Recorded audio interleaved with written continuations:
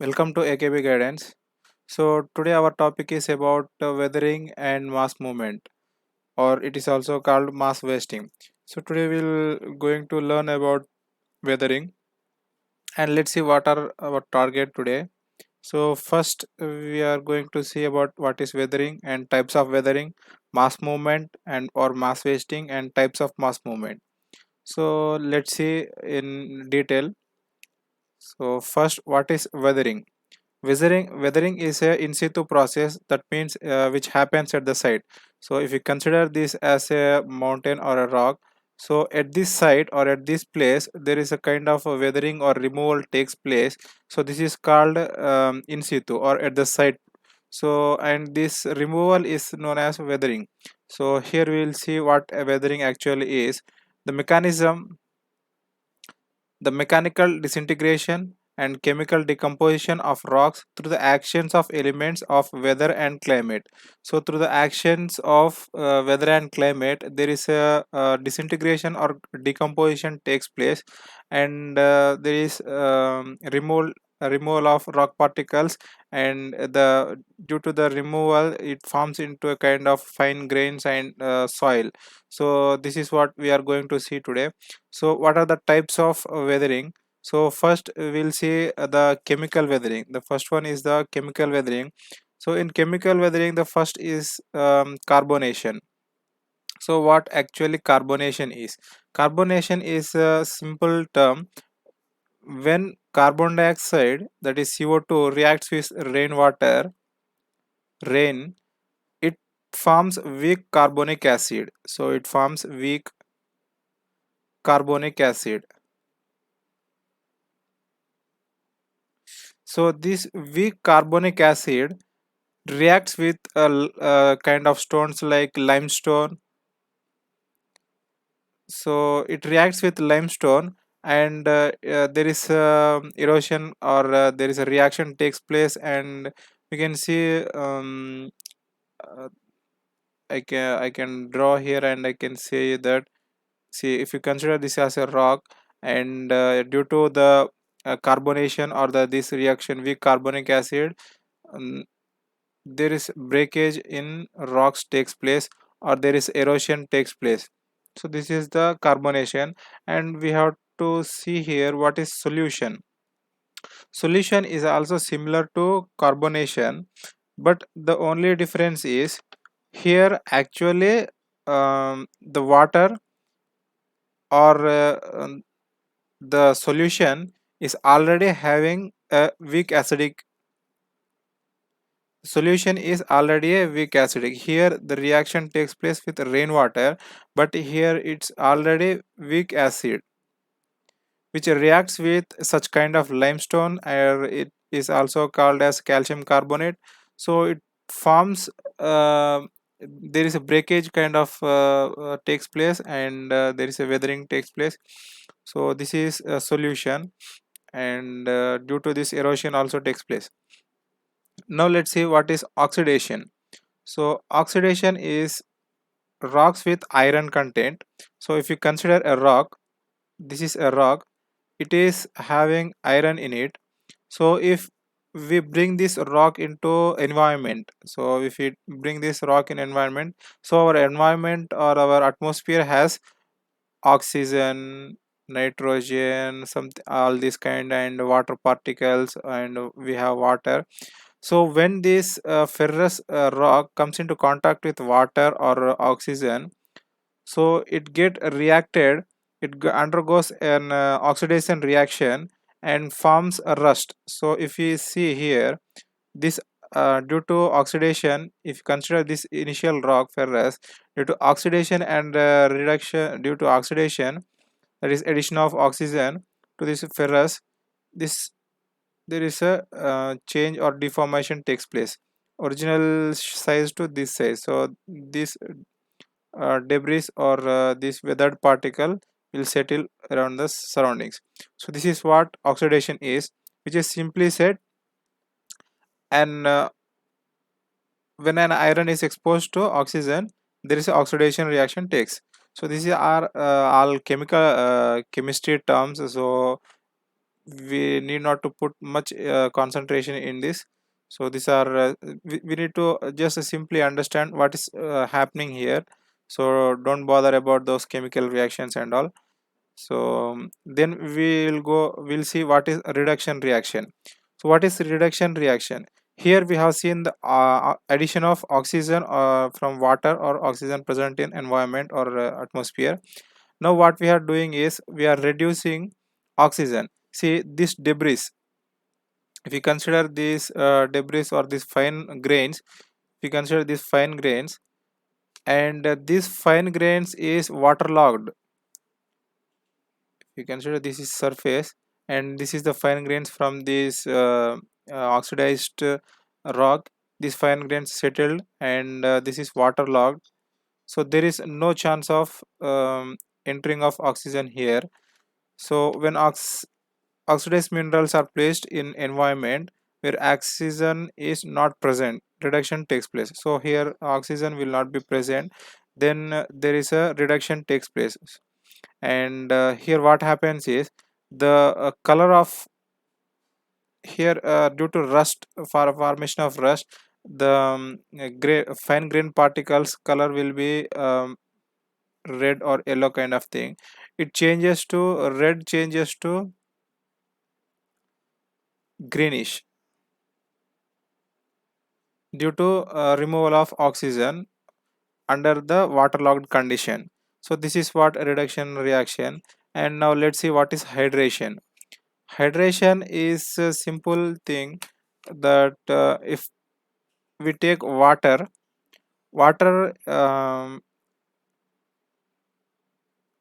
here, if you consider a rock, so if it undergoes rock with, I can say, sodium particles or a sodium kind of sodium or calcium.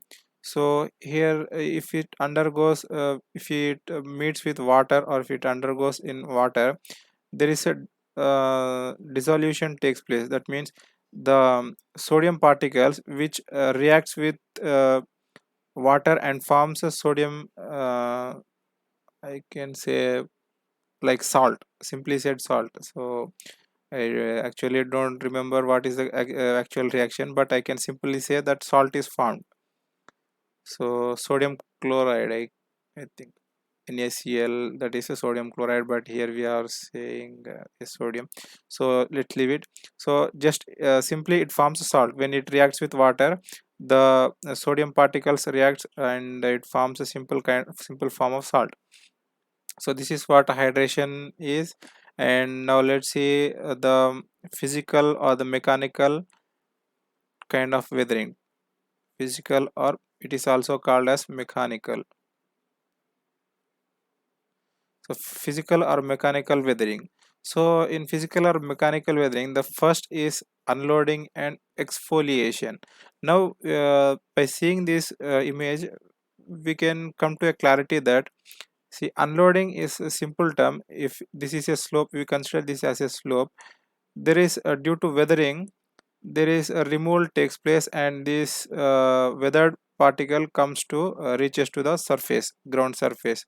So this is what known as unloading. And if the rock broke here, or a break takes place, then when it is moving due to gravity, it also breaks here.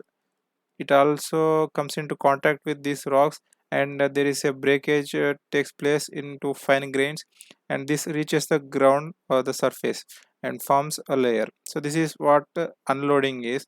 Now let's understand what is exfoliation. Exfoliation is nothing but, if you take an onion, so if you take an onion, so onion has different layers in it.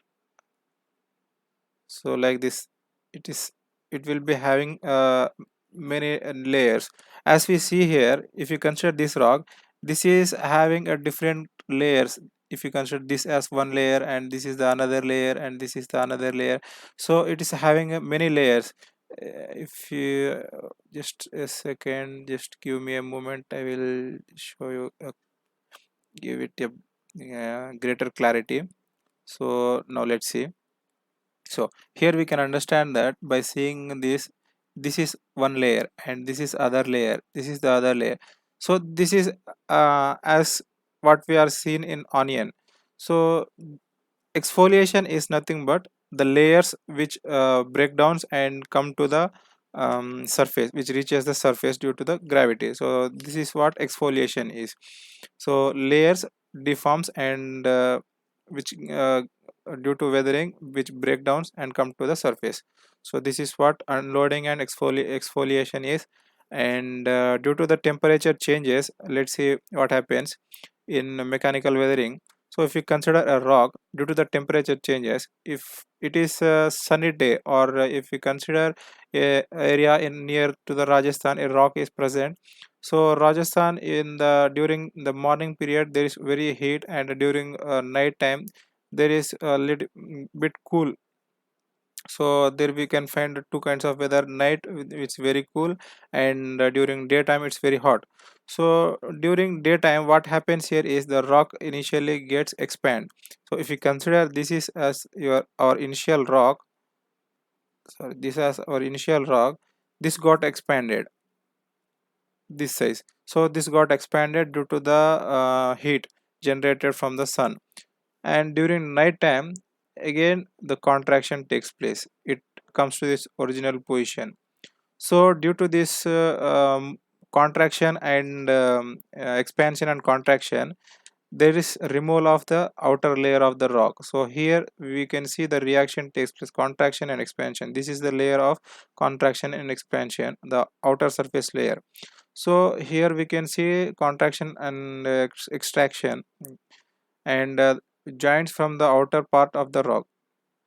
So see, this is the original rock, and this is the broken rock. So those rock particles which are broken will settle here.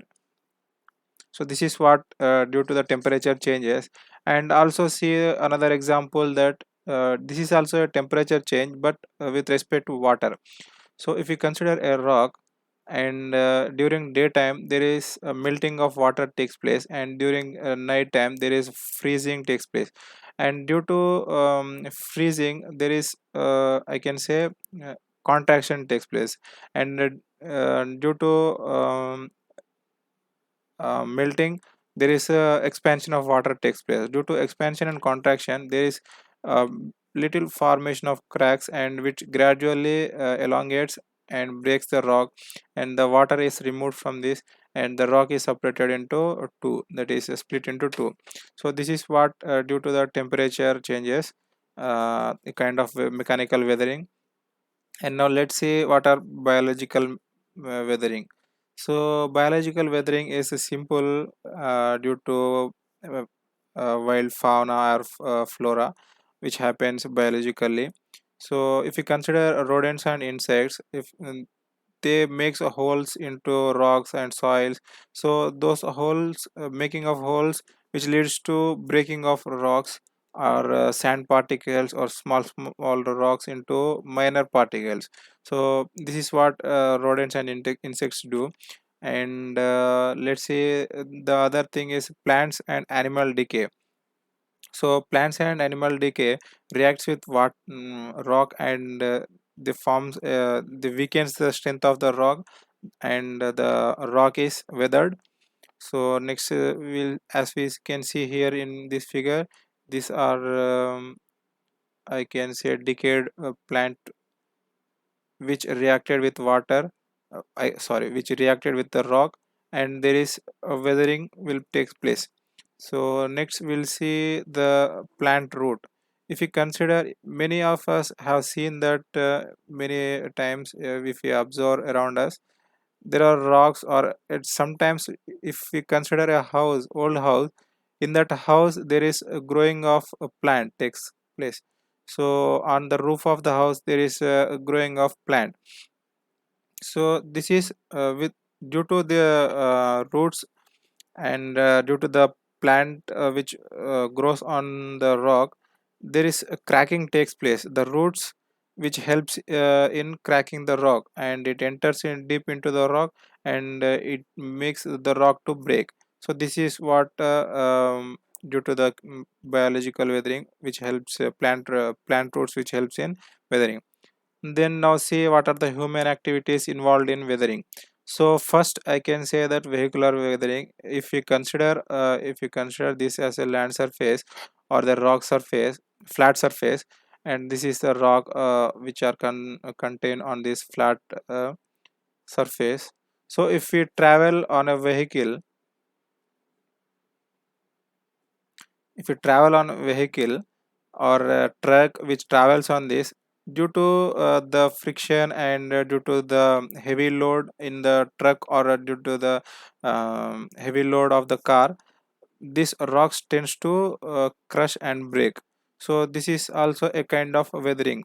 And due to drilling, what we do is sometimes we can see that a general example, if I take, if construction takes place, a house construction takes place, then what builder does is he want to remove the rock particle to I can say to dig and make a pillar from the earth, so surface of the earth. So he want to make a pillar. So pillar is main for the building, so he want to make a pillar for it. Then he found a rock inside it, so what he does is he tries to drill the rock. So this is also a kind of weathering. Drilling takes place, and many of cases we'll see, I can say that mountains are drilled, small mountains are drilled, and they formed into a kind of a small concrete, not exactly concrete, small stones which are baked, which help in forming house building, which is used in roof making, etc., or pillars or columns, so which will used in there in construction purposes. And then next, explosions. So due to explosion also weathering takes place. This is how, because what we'll do is if we want to break the mountain, what we'll do, we'll use some blast kind of chemicals, or some blasting takes will put here, and then a blasting takes place and this rock will be weathered, or this rock will be breaked. This is what weathering. And some kind of plowing, if we consider agriculture. So what happens here, the farmer want to till the land, so he takes a tractor and he tills the land. So due to the load of tire and due to the tilling, and the rocks, small rocks present in the soil, they I can say they react, or they crushes on one another, and they forms into a fine grains, and a soil kind of thing is formed. So these are many general examples which are which comes under human activities. So these are what about weathering and types of weathering. So now let's see what is mass movement and mass wasting. Mass movement and mass wasting is some simple terms. These are not exactly say similar, but they are a bit similar. So mass wasting is which happens on the upper layer of the mountain. So if the movement take place on upper layer of the mountain, if I take another, if the movement take place on the upper layer, so it is mass wasting. If the movement of debris, or if the movement of a broken particle takes place and it reaches the surface, it reaches the ground, it is known as mass movement. Mass means, mass is nothing but group, of weathered particle or group of weathered rocks which reaches the ground. This is known as mass movement. So this is the simple term we need to understand from this about diagram. Then let's see what are types of mass momentum. So the first type is a slow process. Here in slow process we can see soil creep. If we observe in this diagram, this is what a soil creep. This is the slow process, we cannot see it directly. That means we cannot observe that soil creep is taking place, that is erosion is weathering is taking place, we cannot observe. It is a slow process, that means it take mm, hundreds of years or more. So how can we know that there is a weathering took place? If we consider, this as a mountain or this as a slope, so if we consider this, first initially uh, we grained a pole here, electric pole. We engraved a electric pole here. Due to passage of time, the pole will shift like this. So this is the gradual process. This is not a sudden process, and later on this will turn this side. So from this we can understand the soil creep took place. Or if we consider a plant, here, the if it is a straight initial days, then it will turn like this, then like, so this is what soil creep is. Now let's see what is solidification. So solifluction is a simple term, but we have to understand in very detail, because many of the students get doubt in solifluction. Solifluction is nothing but, if you consider a slope area where freezing takes place, and due to the freezing, the ground and the rock particles are in frozen stage, and the due to the frozen, there is kind of debris is generated, small rocks. If you see here, there is a small kind of rocks which are flowing from the top surface. So these are the small rocks which are flowing. So this is due to the lubrication provided by the frozen ice. So this is what solifluction is. Again, I am saying that in a clear way, because many of the students get doubt in solifluction. Slow down slope, slow down slope, this we consider a down slope. So down slope flowing of fine grained rock debris lubricated with frost or water. So it mainly occurs in permafrost regions, as layers of groundwater are occupied in between permanently frozen soil and rocks. So water, which is the water is interlocked, water particles which is interlocked between frozen land and for frozen rocks. So this is the frozen rocks and frozen this frozen land and frozen rocks. These water particles occupied in between them, and this forms as a rock debris, kind of rock debris, and this flows the slope in a very slow manner. So this is what solifluction is. And next, we can see here in this diagram, this is what solifluction. It is a slow process which takes time to be noticed. So this is what solifluction is. And next we'll see what are the rapid. So let's see the rapid flow, the rapid processes. So first one is the earth flow.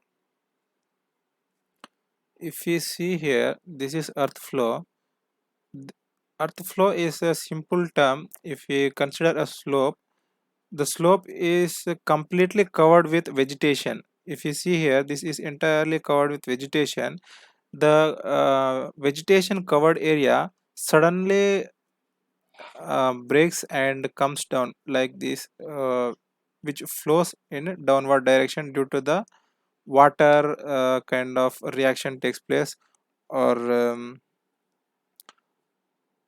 with the help of water's lubrication, it can or water saturated inside the ground, there is a sudden release of, or a sudden slope takes place here.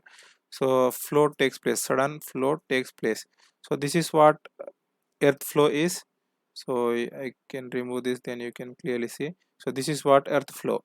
Then let's see what is mud flow. Mud flow is simple thing. If you consider a slope, debris or mud is flowing through the slope. This is the mud which is flowing through the slope. Thus due to with water.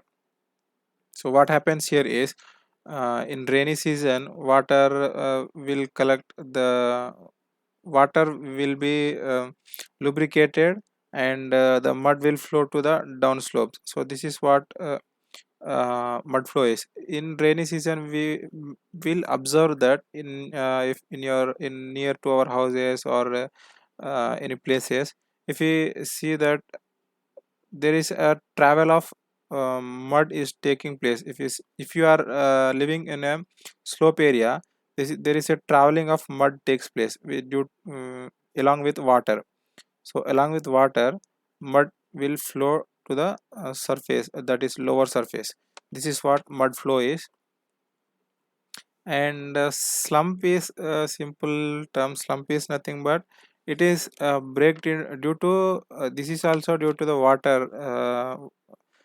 saturation. Due to the water's saturation, it breaks into layers. It breaks into layers, one two three and layers, and it moves in a curved fashion. So the main difference between the earth flow and slump is, here it will flow, it is having a vegetation and it is suddenly flows towards the n- surface due to the gravitation and I can say saturation of water. So here also saturation of water, but here the movement is taking in a curved fashion. So and it forms different layers. Here we cannot see kinds of layers. So this is the main difference between slump and soil creep. So now we'll see rockfall. If we consider this figure, many of times we can see when we are going to some places or when we see news channels, so we may notice that there is a breakdown or there is a rock fall took place and road got shut down. So this is what rock fall is. See, if this is a road and due to the slope, rockfall took place, and this is due to some kind of gravitational force. So gravity tries to attract. What we are doing nowadays, what we are, if this is the mountain or this is, if we consider this is the mountain, nowadays what we are doing is we are cutting this portion and we are building a road. So I will explain you in a very clear manner. So if we, sorry,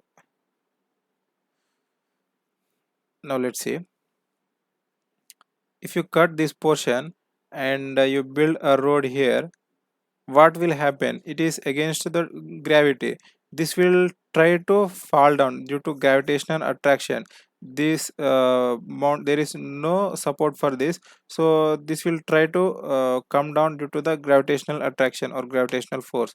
This is what happening. We are constructing roads around the hills, and this is what happening everywhere. There is rock fall, and debris fall is the simple, and it is also same as rock fall, but kind of sand or some small rock particles or some debris which falls on the rock. This is also same. Sometimes rocks falls here, and sometimes the mud flow, mud or the soil or the debris, small fine grains which fall on the surface.